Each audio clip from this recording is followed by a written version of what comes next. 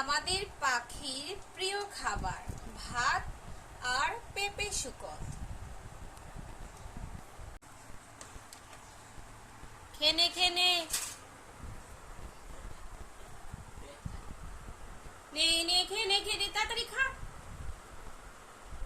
আর উপর দিকে কি দেখতেছাস?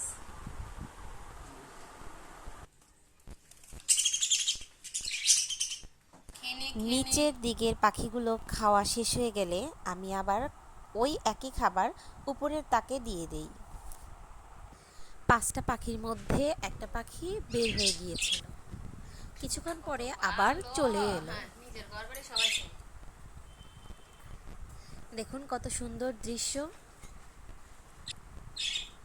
আমাদের পাখিগুলো প্রতিদিনই ভাত খায়, ওদের পেঁপের শুকোত তো অবশ্যই লাগবে, খালি ভাত আবার খাবে না।